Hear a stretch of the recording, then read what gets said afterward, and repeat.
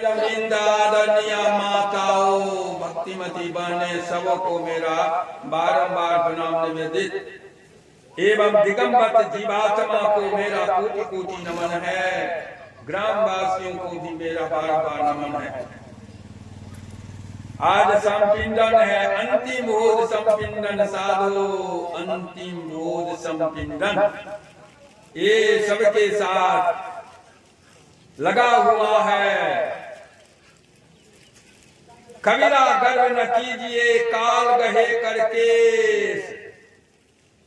न जाने की तुम्हारी है क्या घर क्या परदेश।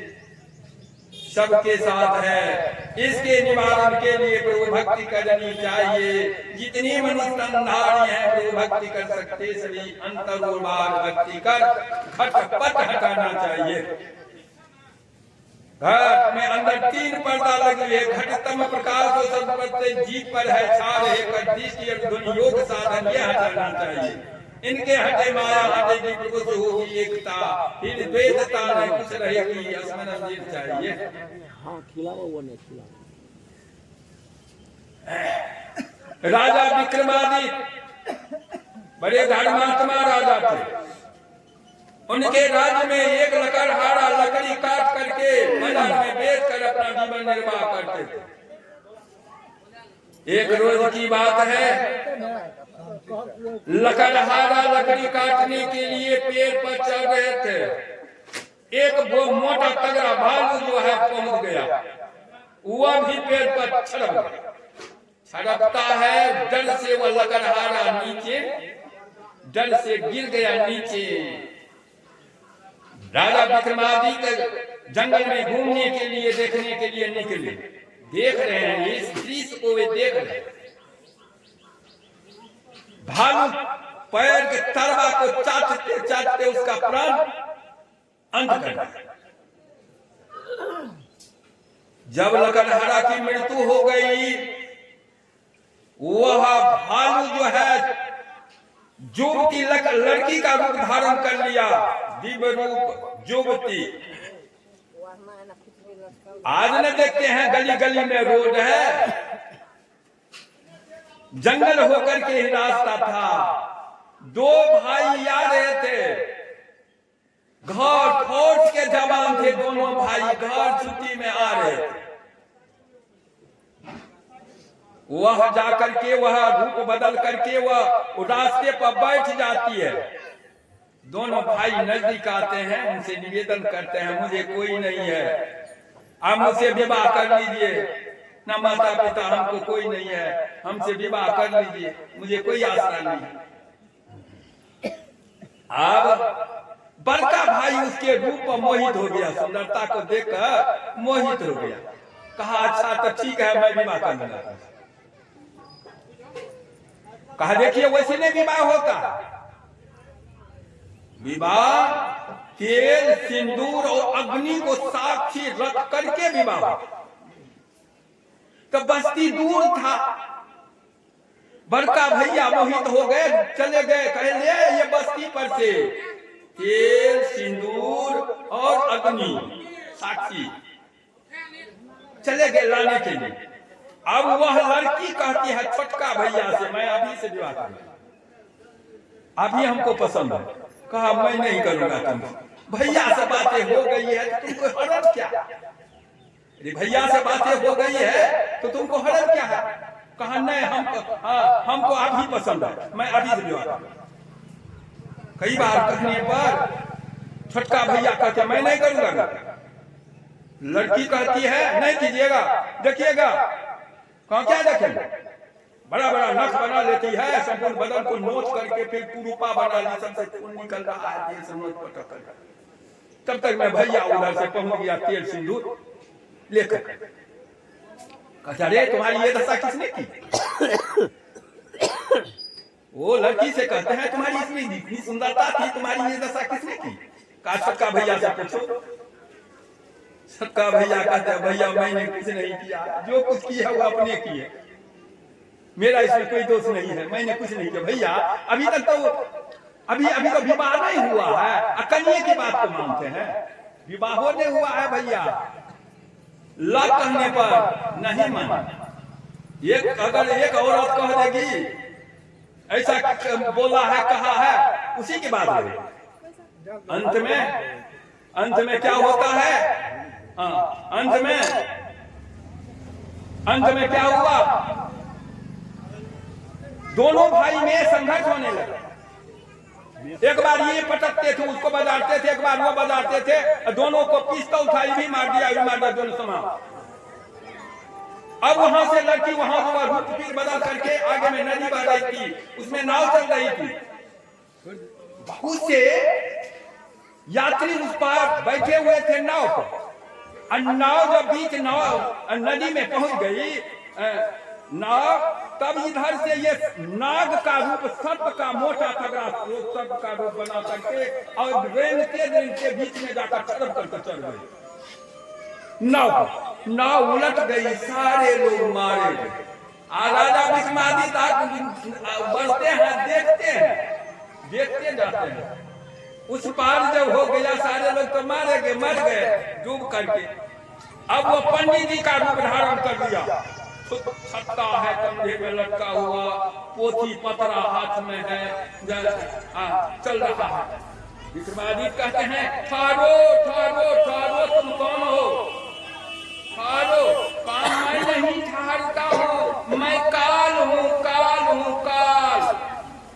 मैं नहीं ठहरता हूँ, मेरी गति दिन रात में चलता ही रहता हूँ। तुम धर्मात्मा राजा हो, इसलिए तुमको छोड़ दिया मैंने।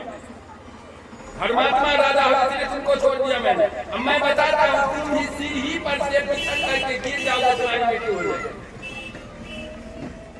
काल की गति दिन रात चलती रहती है। आप कहिएगा हमको छोड़ देगा, तो नहीं, वो एक ही रास्ता है। जो परमात्मा की भक्ति करेंगे वही बच सकता है वो काल से, नहीं तो वही नहीं बच सकते हैं। तो चलिए, मुक्ति को उपनिषद से हुआ मुक्ति। 4 प्रकार की हम लोग सुने। ये मुक्ति नहीं है, इसमें जन्म मरण से छुट्टी नहीं मिलेगी, जन्म लेना ही पड़ेगा। एक कैवल्य मुक्ति जो है, एक 4 प्रकार की जो बताई, ये मुक्ति नहीं है। इसमें जन्म मरण जो है लगा ही रहेगा। जैसे गिद्ध को हुआ, जय विजय को हुआ था, एवं प्रकार से उसका रूप वह ईश्वर की भक्ति करने से होता है। लेकिन मुक्ति के लिए कैवल्य मुक्ति, इसमें ज्योति और शब्द, जो अपने आवरण को पार कर जाएंगे, स्थूल सूक्ष्म कारण महाकारण कैवल्य, अंत में जाकर के या चारों आवरण से यह शरीर ढका हुआ है। स्थूल सूक्ष्म निकल गई माता की, माँ स्थूल छूट गया, सूक्ष्म में प्रवेश कर गई, सूक्ष्म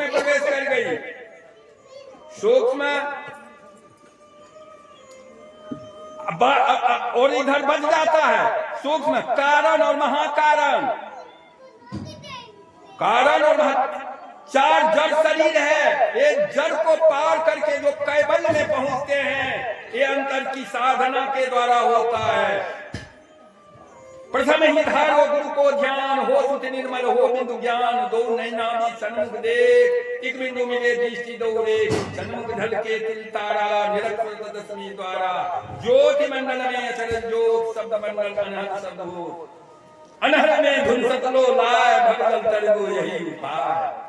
सबके अंदर में वह अनहद ध्वनियां हो रही है। कबीर बाबा कहते हैं, विमल विमल अनहद धुनि बाजे, सुनत बने जब ध्यान लगे, सिंगी नाद शंख धुनि बाजे, अवधा मन जाते निकले, दाह की मछली गगन चढ़ी गाजे, बरसत यमिरस ताल भरे, विमल विमल अनहद धुनि बाजे, सुनत बने जब। पश्चिम दिशा को चलनी बीरहीन, 5 रतन लिए थाल भरे, 5 तत्व और 3 गुण, 5 3 8। पश्चिम दिशा को, पूरब में अंधकार, पश्चिम में प्रकाश, दक्षिण में शब्द, उत्तर में निशब्द में परमपिता परमात्मा हमारे विराजमान है। जब तक वहां हम आवरण को पार करके वहां तक नहीं पहुंचेंगे साधना द्वारा, हमें मुक्ति प्राप्त नहीं होगी। 12 मास बुंद जहां बरसे रही दिवस, वहां लखी न पड़े, बिरला समुझ पड़े, वही गलियन बहुदिन प्राणी दे धरे। 12 मास बुंद जहां बरसे, जहां ज्योति की वर्षा होती है, 12 मास बुंद जहां बरसे, रैन दिवस वहां लकीरे पड़े होता है, रहता रहता है, जैसे ज्योति से प्रकाश से होता रैन रहता है, नहीं रहता। बिरला बिरला समझ पड़े वही गलियन बहुरीन प्राणी देह धरे, बिरला उसमें पहुंचते हैं। आते हैं कबीर बाबा, काया पैस कर्म समनाम से जरा मरण के संशय गए, न जरा मरण के संशय गए, निरंकार निर्गुण अविनाशी तीन लोक में ज्योति बनी। वह परमात्मा का कोई रूप नहीं, निराकार। नानक देव के वचन में आया है, न माता पिता सुत बंधन, न काम न नारी अकुल निरंजन। कोनो जाति नहीं, कोनो वंश नहीं, कोई माता पिता सुत बंधन, काम न नारी अकुल निरंजन, परम परु सगली ज्योति तुम्हारी, जितनी प्रकाश संसार में ज्योति देखते हैं सब उसी परमात्मा की है।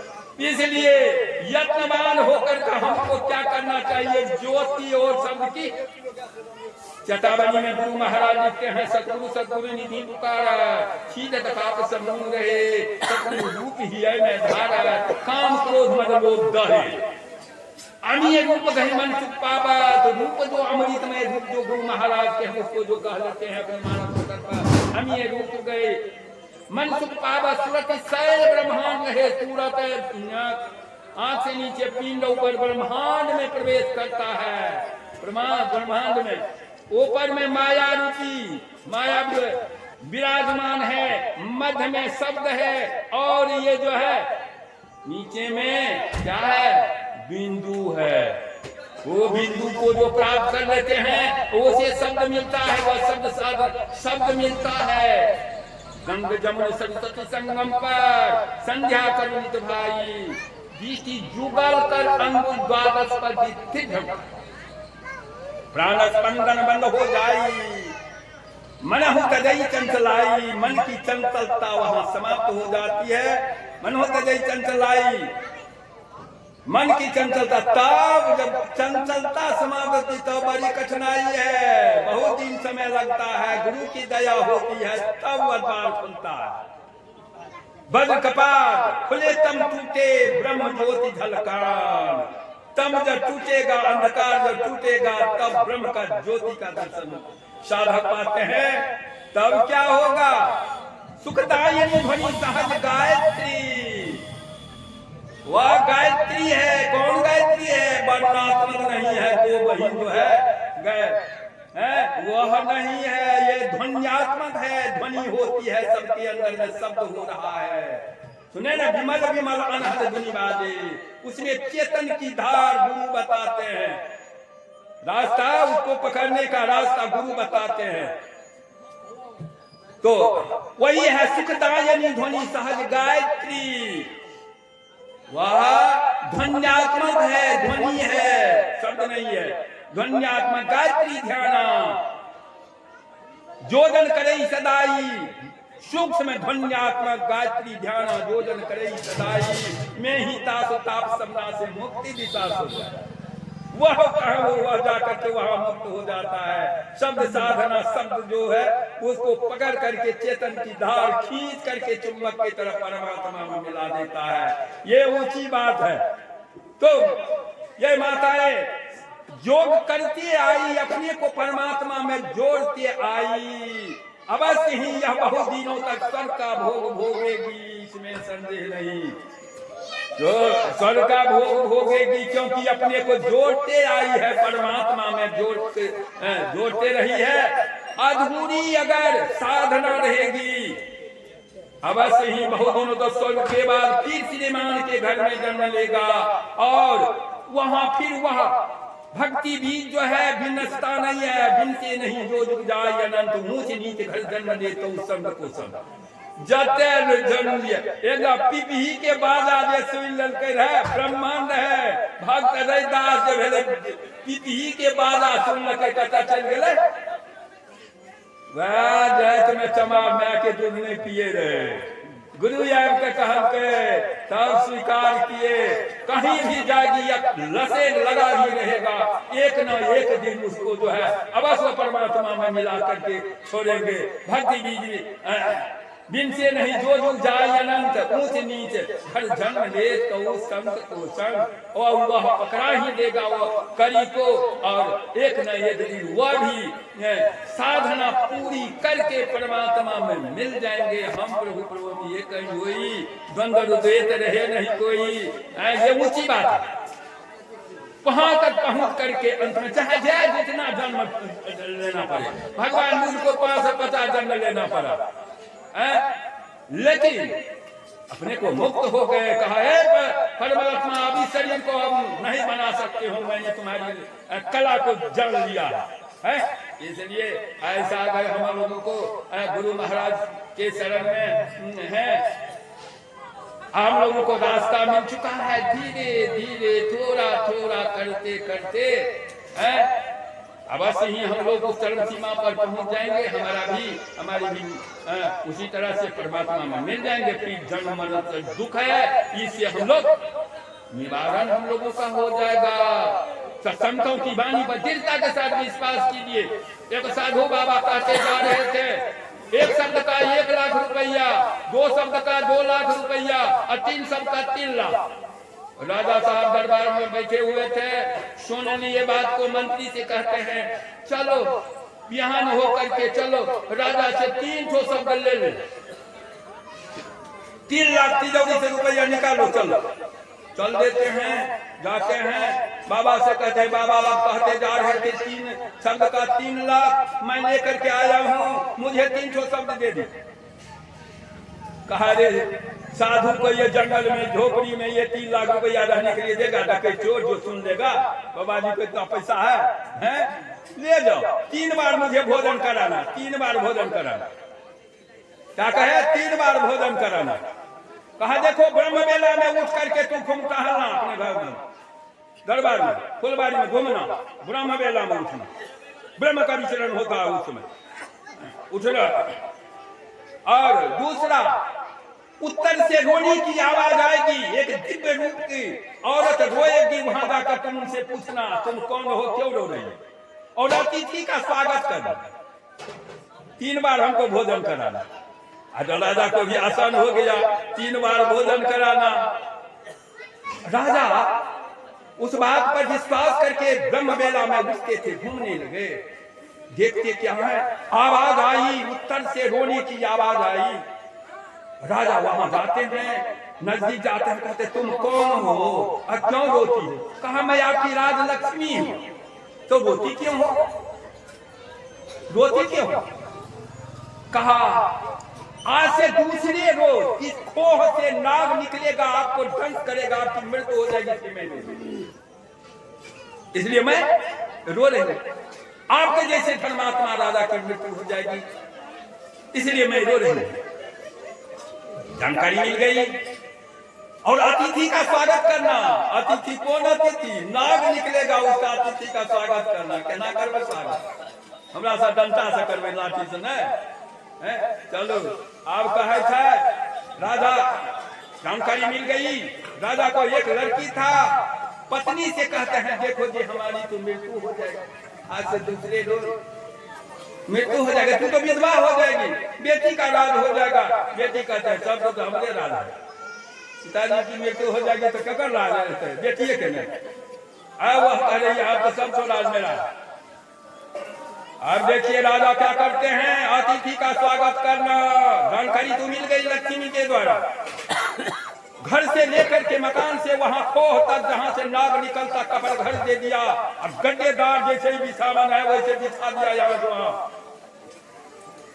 राजा बिछा देते हैं और 2500 कटोरा में दूध या लावा यहाँ से वहां तक जो है बिखेर देते हैं। बगल में अनेक प्रकार का फूल सुगंधित सब कुछ रख देते हैं। मिश्री का भी बहुत चीज, जैसे का मिश्री सब जगह बिखेर दी। समय आया, वहां से नाग निकलता है, जाता है, देखता है, कटोरे में दूध है, पीता है, लावा बीच बीच करके खाता, मिचलियो दो चार तो खा लिया। यहाँ कटोरा सटा, वहां भी देखता है कटोरा में वही सब सामान है। खाते पीते 3 बजे डांस करना था, 3:30 बज गया वहां जाते जाते। नाग उनके चरण को जो है स्पर्श करके कहा, मैं तुम्हें डांस नहीं करूंगा। स्पर्श करके लौट करके चला गया। नाग लौट करके चला गया। इसलिए ब्रह्म मेला में भी जो बैठ करके और सुमिरन भजन करते हैं, उन्हें बड़ा लाभ होता है। वह एक न एक दिन अवश्य ब्रह्म को प्राप्त कर लेते हैं, इसमें संदेह नहीं। तो वही माता जी को जो ध्यान साधना करती थी, इसलिए देखते हैं सबके आह करती है, आह है उनके प्रति।